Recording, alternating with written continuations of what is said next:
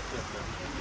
3 harfli diye nitelendirdiğimiz zincir marketler. Mantar gibi her tarafa yayılıyorlar ve kendi konuları, kendi iş faaliyetleri dışına çıkıyorlar. Her şeyi neredeyse satıyorlar. Şu an sadece bakkallarımız tehlike içinde değil. Bu zincir marketlere karşı lokantalar, hırdavatçılar, tüm iş konuları tehlike adı altında.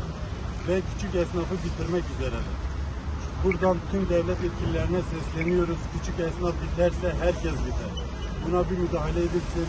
Perakende yasası tekrar raftan indirilsin.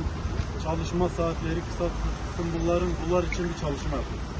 İkinci bir konumuz tekel sigaralar. Tekel satışlarında post kağıdıyla esnafımız satış yaptığı vakit zarar ediyor.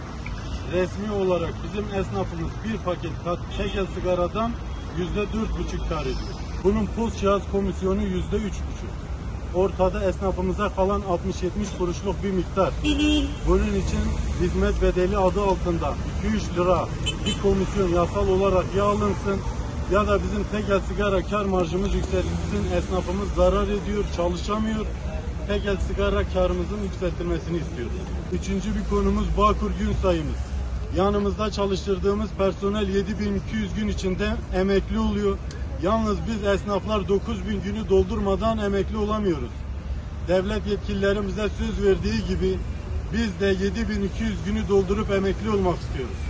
Esnaflarımız Bağkur borçlarını ödeyemiyor durumda. Bağkur borçları için bir yapılandırma istiyoruz. Faizleri silinip kalan miktar için taksitlendirme, faizsiz uygun bir yapılandırma istiyoruz esnaflarımızdan. Esnafımızın yanında çalıştırdığı SGK'lı personel için destek istiyoruz. Van ilinde bulunan KOSGEB destek veriyor ama verdiği destek yetersiz. Esnaflardan KOSGEB'den daha fazla destek istiyoruz.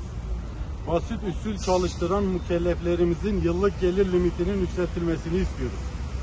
Geriye dönük basit usulden gerçek gelire geçip farkında olmayan esnaflarımız müthiş bir derecede vergi dairesinde ceza yemiş durumda. Bu cezalar için bir müdahale yapılmasını istiyoruz. Esnafımıza acilen can suyu kredisi istiyoruz. Faiz oranı çok uygun bir kredi istiyoruz. Şu an esnaf kefalet kredi kooperatiflerinin faiz oranı çok yüksek. Şu an esnafı batırmak için. Eskiden esnaf kredi kooperatifi esnafı kalkındırmak içindi, şu an batırmak içindir. Esnaf kredi kooperatifinin faizlerinin düşürülmesini, esnaflarımıza daha fazla destek istiyoruz. Ve başka bir konu da var. Başkalem Maliye Müdürlüğü'nün kapanacağını, Van'a taşınacağını duydum. Başkale esnafımız da yalnız değildir. Bunu kabul etmiyoruz. Kesinlikle böyle bir şeyi kabul edemiyoruz.